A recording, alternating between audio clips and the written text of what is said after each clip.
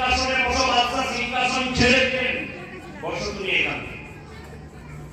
মাহমুদ বাদশার হুকুম পালন করে ভয়ে ভয়ে সিংহাসনে বসে মনে মনে ভাবছে, আল্লাহ বাদশা মজা করছে, ভাববে না মনে মনে ভাবছে, সব ছেলেরা হাসছে, সবাই মনে করছে বাদশা মজা করছে।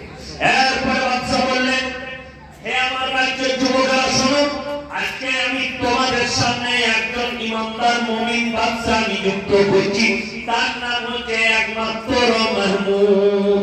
সমস্ত যুবক বলে উঠল, হুজুর আপনি বলেছেন যার তবেতে রাস্তা সবথেকে সুন্দর হবে তাকে আপনি রাজত্ব দেবেন। বাদশা বললেন, অবশ্যই বলেছিলাম, কিন্তু শুনে নাও, আমি তোমাদেরকে যে বিষটা দিয়েছিলাম ওই বিষটা গরম পানিতে সিদ্ধ করে দিয়েছিলাম, তোমাদের টবেতে কেমন করে গাছ বের হয়েছে। তোমরা সবাই নম্বরই করেছো, বাজার থেকে অন্য বীজ কিনে এনে রোপণ করেছো, তাই তোমাদের টবেতে গাছ বের হয়েছে। একমাত্র মাহমুদ হকের উপরে টিকে থেকে আমার ওই বীজটাই রোপণ করেছে, তাই তার টবেতে কোনো গাছ বের হয়নি। সুবহানাল্লাহ। হকের উপরে টিকার কারণে আল্লাহ তাকে রাজত্ব দান করলেন। এটা তো একটা আরবি কিতাবের ঘটনা। এরপরে কোরআনে চলুন।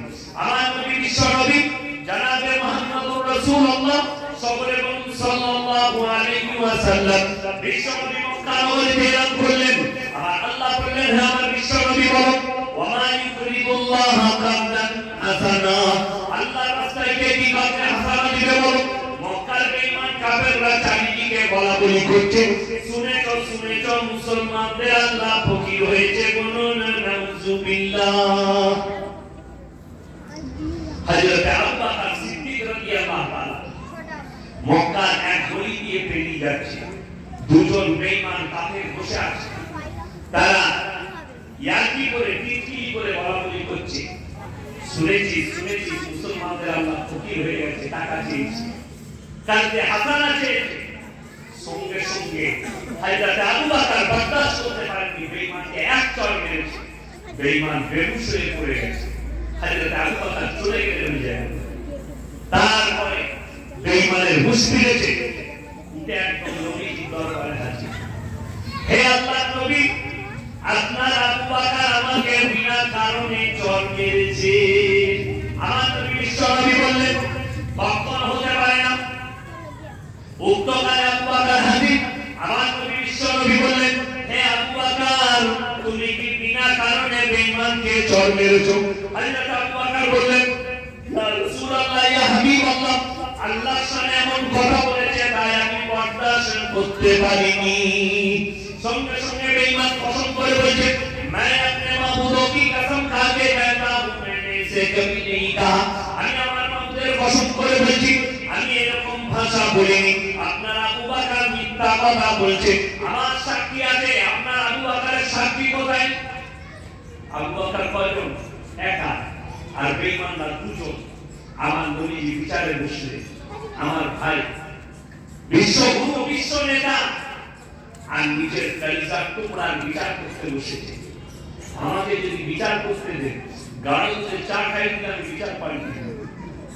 আমাদের যা অবস্থা, 500 টাকার লোড দিয়ে দিলে আমি বিচার পাল্টি। কিন্তু বিশ্বগুরু, বিশ্ব নেতা হযরতে মুহাম্মদ মুস্তাফা সকলে বলুন সাল্লাল্লাহু আলাইহি ওয়াসাল্লাম, তিনি বিচারে বসেছে। কি বললে জানেন? হে আবু বকর, শুনে নাও, তুমি যদি সাক্ষী না হতে পারো, আমি বেঈমানকে বলবো তোমাকে মেরে প্রতিশোধ নিয়ে নেবে। আমি বেঈমানকে বলবো তোমাকে মেরে প্রতিশোধ নিয়ে নেবে। আল্লাহ নবীর চোখে পানি, হযরত আবু বকরের চোখে পানি। হযরত আবু বকর বুঝতে পেরেছেন, আমি যদি সাক্ষী না আনতে পারি, নবীজি বেঈমানকে বলবেন মেরে প্রতিশোধ নিয়ে নাও। আর আল্লাহ নবী বুঝতে পেরেছেন যে আমার আবু বকর কোনদিন মিথ্যা কথা বলবে না। আল্লাহ রাব্বুল আলামিন জিবরিল আমাকে পাঠালেন, হে আমার জিবরিল, আমি আমার নবীর কাছে কোরআন নিয়ে যাও। কোরআনে আছে, ইন্নাল্লাহা ফাকিরুন ওয়া নাহনু আগনিয়া সানাকতুবু মা ক্বালু। হে আমার বিশ্ব নবী, বেঈমান কাফের বলেছে আল্লাহ ফকির, আবু বকরের সাক্ষী আমি আল্লাহ নিজে দিচ্ছি। আবু বকরের সাক্ষী আল্লাহ নিজে দিলেন খালি হক পথে টিকার কারণে হযরত আবু বকর সিদ্দিক রাদিয়াল্লাহু তাআলা আনহু হকের উপরে টিকে ছিলেন। আমার ভাই, আপনি হকের উপরে টিকে থাকুন। রুজির মালিক সকলে বলুন কে? আরো জোরে বলুন কে? আমাদের দেশের লোক মনে করে আমি ইনকাম করছি, আমি মালিক। তুমি যদি টাকা সঞ্চয় করো, তুমি হচ্ছে বাহানা, রুজি মাপেন আল্লাহ। তার প্রমাণ যদি দিতে চান, অনেক গরিবরা যারা বন্ধন লোন নেয়, যে সমস্ত মায়েরা গরিব হয়ে গ্রুপ লোন নিচ্ছেন, তাদেরকে বলে যায়, মনে মনে ভাবছেন বড় লোকরা বিরিয়ানি, ফুলকা, মুসল্লাম, পোলাও খায়, আর আমরা গরিবরা খালি ডাল আলু খাই। তারা কান খুলে শুনে যান। সকালবেলা এতে রানীহাটি বাজারে যাবেন, সকালবেলা এতে একবার নিউড়া রোডটাই যাবেন, সকালবেলা এতে সাঁতরাগাছিতে যাবেন, সকালবেলা এতে ধর্মতলায় যাবেন। 100টা কোটিপতি, 100টা বড় লোক সকালবেলায় আন্ডার প্যান্ট পরে ছুটে। কি হলো ভাই? বলছে 600 টাকা রং। বাংলা বুঝতে পেরেছেন? পারেন 600 টাকা রুটি সুধা। ডাক্তারে বলেছে 3.5 কিলোমিটার হাঁটা। সকালবেলা এতে বিনা চিনি চা খায়।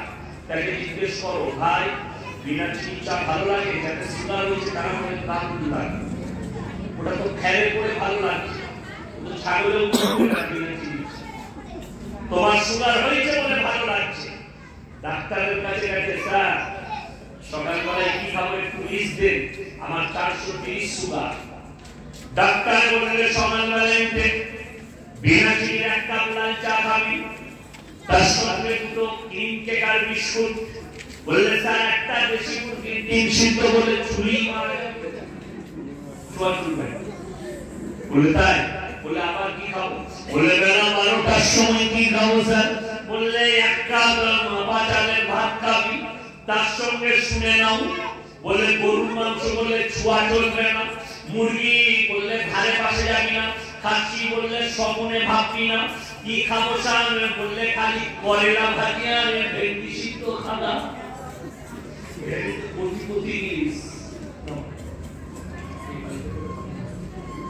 এটা কোটিপতি লিস্ট। আপনাকে দেখি দেব। আমি 5 বছর আগে কলকাতা বজবজে জলসা করতে গেলাম। কয়েক কোটি টাকার মালিক, তেমনি বাংলো। তার ম্যানেজার বললেন 25 কোটি টাকা খরচ করেছে। 500 কোটির মালিক, বাড়িতে BMW গাড়ি, মার্সিডিজ, ওডি, ফারারি, দামি মোটরসাইকেল। আর আমার দুটো মন্ত্রী জলসা করতে গেছে। জলসা শেষ করেছি রাত্রি 12টায়। বললে হুজুর আমার বাড়িতে আপনার দাও, আমার বাড়িতে খানা খাবেন। বাড়িতে গিয়ে দেখলাম যে ডাইনিং টেবিল 50 জন বসে খাচ্ছে। তার ম্যানেজার বলছে হুজুর ডাইনিং টেবিলটা 20 লক্ষ টাকা দাম। দারুণ ডাইনিং টেবিল। আমি বললাম আল্লাহ তুমি রুজি পেয়েছো, আমাদের মুরগিদের তো আল্লাহ রুজি পাবে। আগে করা যায় না। আলহামদুলিল্লাহ ডাইনিং টেবিলে বসলাম। ভাপাই মাছ, ভেটকি মাছ, খাসি রান্না, কাবাব, পেটি কাবাব, চিকেন তন্দুরি, পরোটা, ভুনা, শিক কাবাব। আমি আছি, আমার ড্রাইভার হাজি সাহেব আমার পাশে বসেছে, তার ড্রাইভার, তার কর্মচারী, তার সবাই। হাজি সাহেব কিন্তু আমার পাশে। আমি হাজি সাহেবকে বললাম 1 পিস ভাপাই দেবো, চলবে না। আমি বললাম চিকেন তন্দুরি, বলে একদম ছোঁয়া চলবে না। খাসি বিরিয়ানি, বলে একদম খাই না। আমি বললাম আপনি কি খাবেন? বললে আমার আলাদা মাল আসছে।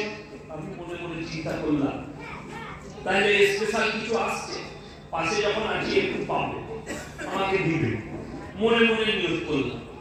তারপরে দেখছি হাজি সাহেবের কর্মচারী আনছেন পেলেটটার দাম 2000 টাকা, চাইনার ব্র্যান্ডের কাঁচের পেলেট, বাকিটার দাম 900 টাকা।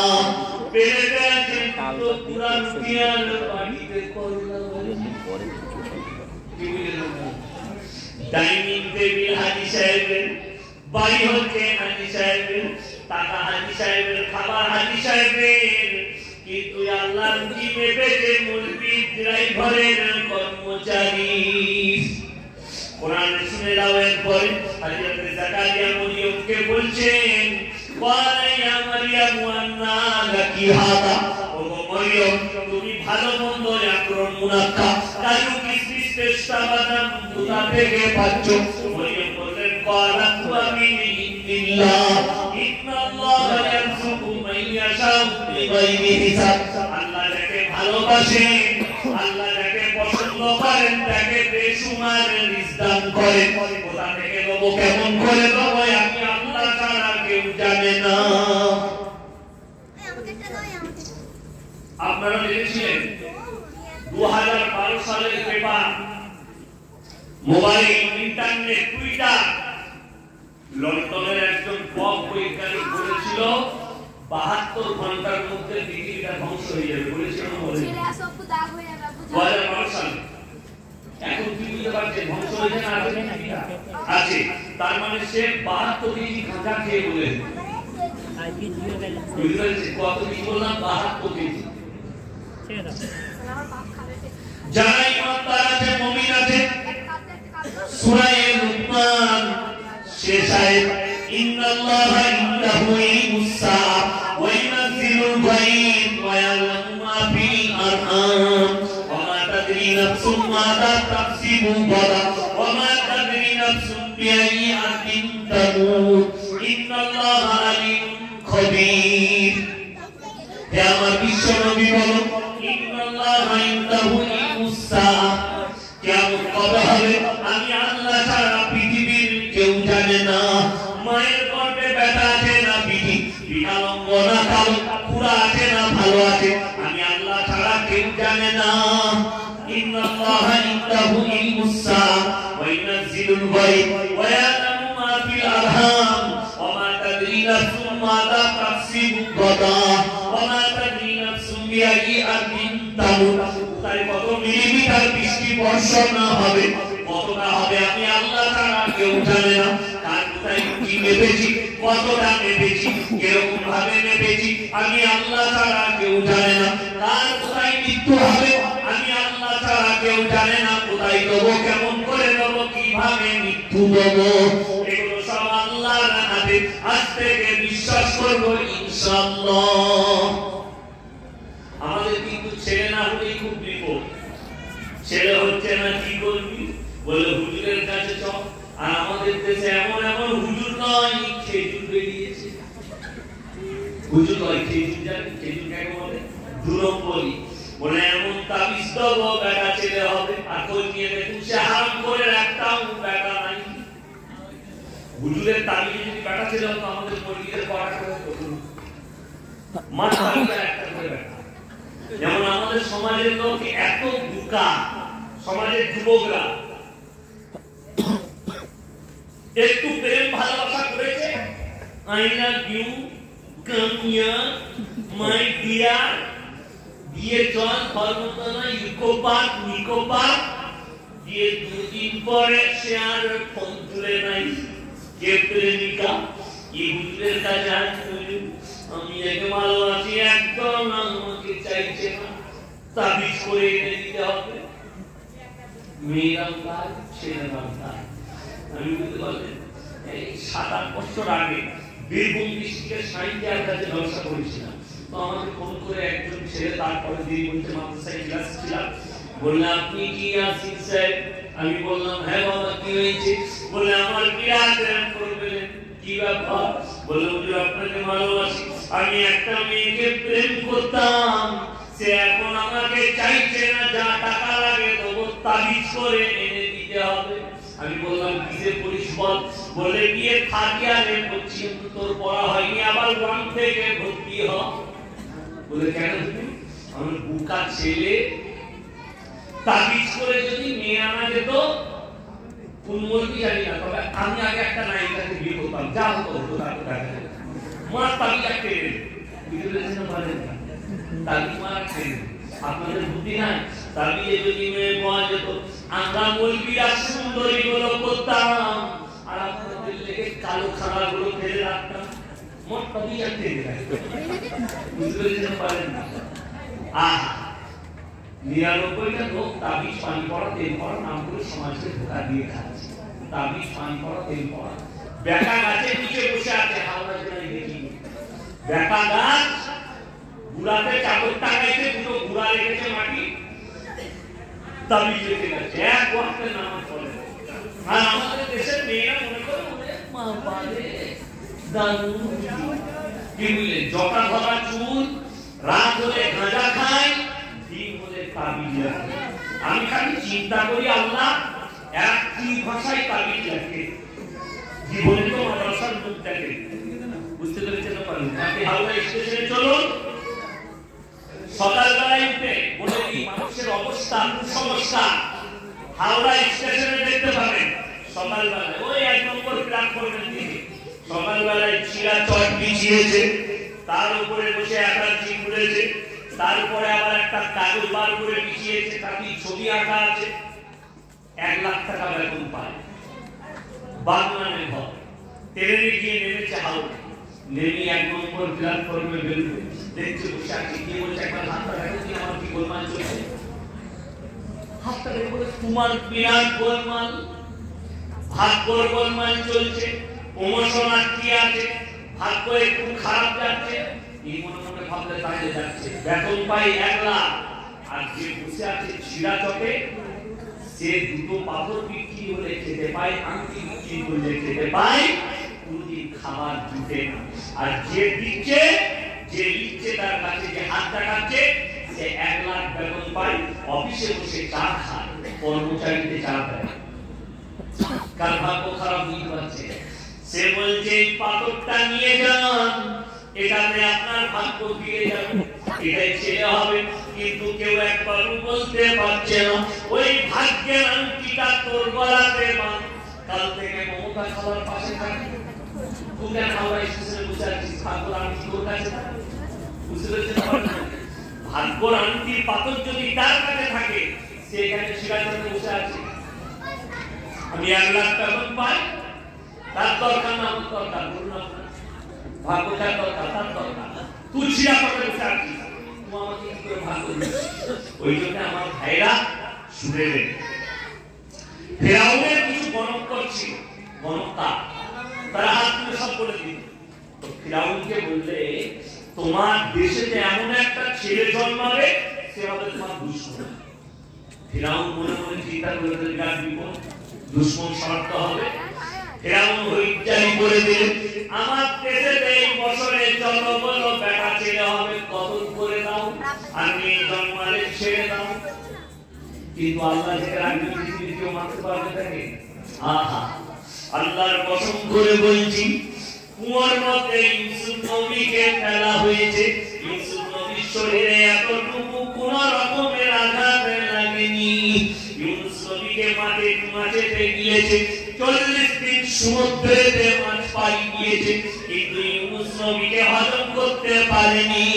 ইব্রাহিম নবীকে আগুনে নিক্ষেপ করা হয়েছে ইব্রাহিম নবীর শরীরের একটা পশম পর্যন্ত আগুন জ্বালাতে পারেনি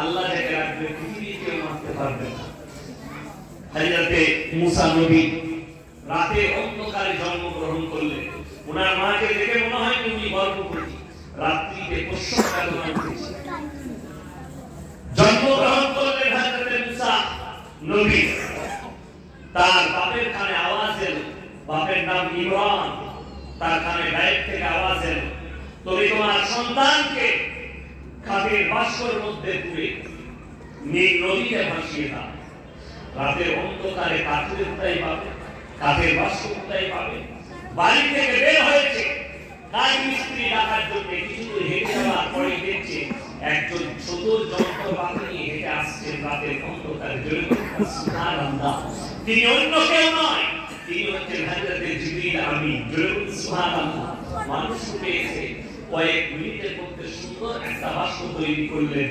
ডিজাইন দেওয়া তার মধ্যে হযরতে মুসা নবীকে শুইয়ে দেওয়া হলো আর বললেন নীল নদীতে ভাসিয়ে দাও ভাসানোর পরে আল্লাহ রাব্বুল আলামিন পানিকে হুকুম দিলেন নিয়ে গিয়ে ফেরাউনের গাড়ে লাগা যেখানে সকালবেলায় বিবি আসিয়া আর ফেরাউন কিনারায় নদীর কিনারায় বসে গল্প করত সেই ঘাটেতে এসে লেগেছে সকালবেলায় ফেরাউনের চোখে পড়েছে এই সুন্দর বাক্সটাকে খুলে নিয়েছে, রেডিও দিয়ে আছে, বোঝারা খুলে নিয়ে খুলতে পারছে না, ঝটকা মারছে, খুলছে না। বিবি আসিয়া এগিয়ে গেলেন, বলে আমাকে দাও। যেমনি ঝটকা মেরেছে তেমনি খুলে গেছে। ভেতরে দেখলে সুন্দর একটা ফুটফুটে ছেলে হাত পা নেড়ে খেলা করছে। ফেরাউনের মনে ডাউট। ফেরাউন বললেন ছেলেটাই